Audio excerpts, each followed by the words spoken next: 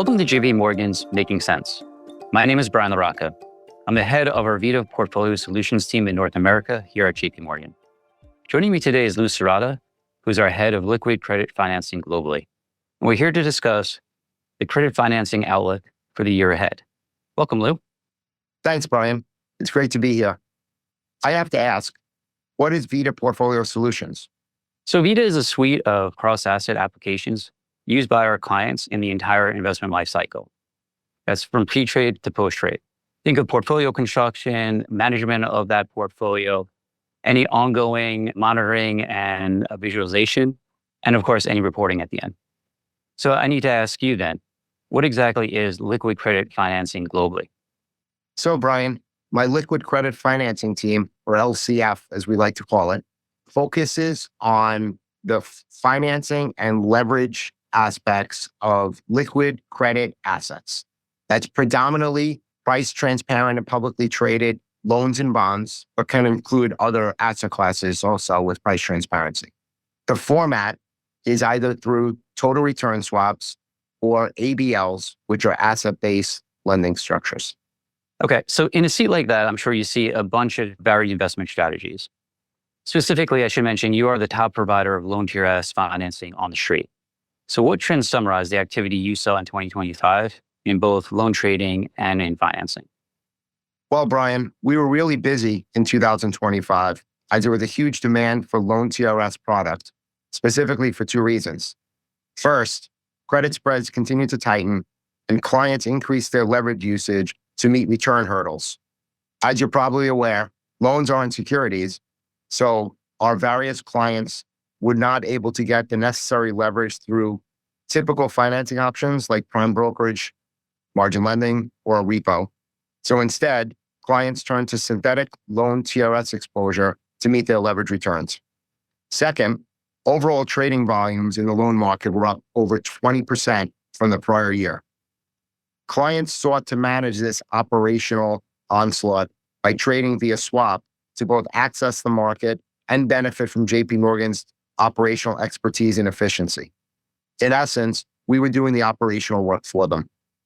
I presume the vast majority of the financing you're providing are on par names, but there's concern that when trading in the distressed part of the market, clients may become ensnared in a messy, distressed situation. So top of mind, of course, are liability management exercises or LMEs. These are financial maneuvers sponsors or borrowers deploy to reduce their debt burden, and this often comes at the expense of other debt investors. So surprisingly, in 2025, we saw significantly fewer of these. Do you think this portends to a less contentious restructuring process going forward? Well, Brian, I agree with you that the number of distressed exchanges and LMEs decreased by about half from the prior year. The main driver for less activity here was better than expected economic growth and more accommodative Fed policy. 2024 was also an outlier, producing 2 times the amount of LMEs and distressed exchanges than the prior year. So this is probably more of a return to normal. As you're aware, courts are currently examining some of the tactics being used, but I think LMEs are here to stay. Overall, investors have built up their distress resiliency and they're better equipped to handle these types of situations. Okay, so on the LME front, a reversion to the mean, but we think that clients are more prepared for them. Let's look at the year ahead. What should clients be expecting in the loan market in 2026? So specific to the loan market, the analysts are predicting a sizable increase in both gross and net supply. We're seeing a sign of more LBO activity as rates and spreads compress, and this allows for more deals to come to fruition. We have a great recent example, the EA Sports LBO, which is a sign of just how large deals are now in play in this market. There's also a growing wall of B- and CCC rated issuers. This is definitely going to present some opportunities for clients to pick their spots. Overall, with the backdrop of new supply and topical refinancings, I think clients are going to see increasing opportunities to pick their spots, and we will have opportunities to provide synthetic LTRS financing to clients while continuing that focus on operational ease. So we're expecting both more LBOs and an increase in total supply, along with some situational opportunities at the lower end of the market. How can clients use a product like Loan TRS to take advantage of them? Well, Brian, loan TRS is an over-the-counter derivative or OTC derivative used by a variety of entities from hedge funds, private equity funds, BDCs, and other credit funds. It allows a user to obtain a synthetic long return on bank debt to replicate various strategies. This can include anything from an attempt to maximize leverage to achieve a strong carry trade. We see a lot of this done on a higher quality portfolio of par first lien loans, risk arb names, or even yield to call opportunities. Second, we see a lot of lighter leverage opportunities on special situations in the market, cap structure, arbitrage, or other topical names. Finally, we provide marginal leverage on distressed situations. Here, loan TRS is usually used as a means of loan market access and more about achieving operational efficiency. I'm sure I could come up with a whole bunch of other use cases. Our setup is especially easy for a client who already has an ISDA in place with JP Morgan. Your point is that loan TRS is the go-to tool for clients looking for flexible leverage in a single name exposure. I know in recent years we've been building up our portfolio financing business. How are clients using this strategy? So, Brian, this is referring to our ABL product, which fits in nicely next to loan TRS, as it allows our clients to lock in a financing arrangement, but purchase and manage a portfolio of assets opportunistically as credit conditions might change.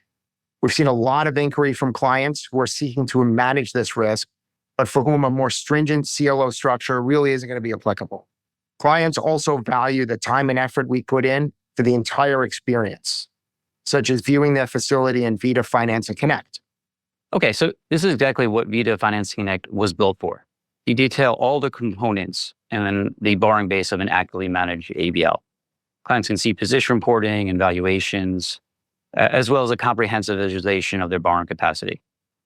Workflow functionality, so think here, cash management, collateral acceptance, that's all managed within the tool, allowing for a streamlined operational experience. Now, you're also the head of our global bond TRS business. Are there themes that we're discussing on the loan side that would be applicable on the security side? They sure are, Brian, maybe even more so. For bond TRS, there's an ability to provide clients both long and short exposure. It really comes in two distinct formats. The first is very similar to our loan TRS product. We offer single name financing on corporate bonds. It's an alternative to repo, prime financing, or other leveraged alternatives in the market where clients can achieve more competitive economics, especially when we have an AX on the other side. Probably the larger the opportunity set today, though, is the ability for a client to express a view or theme via swap on a customized portfolio of bonds that they or JP Morgan can choose. This goes hand in hand with the emergence of portfolio trading, especially in the high-grade market, with about 15% of the volume now traded via portfolio trades rather than single-name CUSIP-by-CUSIP transactions. As clients are looking to seamlessly finance a portfolio, our bond TRS's product is becoming more in demand. Working in partnership with our portfolio trading desk, we take a holistic view on a potential transaction and put together a portfolio trading and swap financing package that's both efficient and competitive. We often refer to this as just the initial stage of the equification of the corporate bond market. Credit is always looking towards the equity markets to gauge what the future will look like. It's been fascinating to watch the evolution that's occurred there. So what lessons do you think bond investors can glean from what we've already seen develop in equity markets? So if you look closely at the emergence of synthetic exposure in the equity space, there are really two key developments which we should note. The first is the creation of tradable thematic baskets. And the second is dealers' ability to optimize their hedging strategy to offer more competitive pricing. Our colleagues in our equity franchise have done a great job of curating baskets that have focused on two-way liquidity, and they use that decreased transaction cost to offer compelling financing terms. Although it's at its earliest stages, we're trying to use that same playbook in the corporate bond market and use coordinated flow to reduce friction costs. I think that'll allow us to provide more efficient bid offer and financing alternatives to clients. That's exactly why we've added the Market Monitor into our Vida Beta 1 platform. It shows the thematic baskets in the fixed income market. So clients can see real-time pricing and iterate on each basket to tailor to their investment needs. This is in addition to the wealth of other services we're providing Beta 1. So analytical data, optimization capabilities. Of course, If you do transact in bond trust form, we give you all the post-trade reporting capabilities as well. It's for this reason that Vida Beta 1 recently won the American Financial Technology Awards Most Cutting Edge IT Initiative. Any clients interested in learning more or getting access to Vida should reach out to their JP Morgan sales representatives. Lou, I wanted to close with your thoughts on some of the recent regulatory changes we've seen over the past year. So most notably has been the recalibration of the so-called Enhanced Supplementary Leverage Ratio, or ESLR. What material changes should financing clients be aware of? Well, Brian, embedded in that recalibration are changes to the calculation for TLAC, or total loss absorbing capital, or LTD, long-term debt. Estimates are varying across the street, but we think this should lead to a meaningful release of capital on banks' balance sheets starting early this year. There's a lot going on in the regulatory docket, as I'm sure you're aware, and it's a space that we're actively monitoring. Sounds like a good topic for a future chat. Thank you for your time today. And thank you to our listeners for tuning into another episode of JP Morgan's Making Sense. We hope you join us again next time. Thank you, Brian.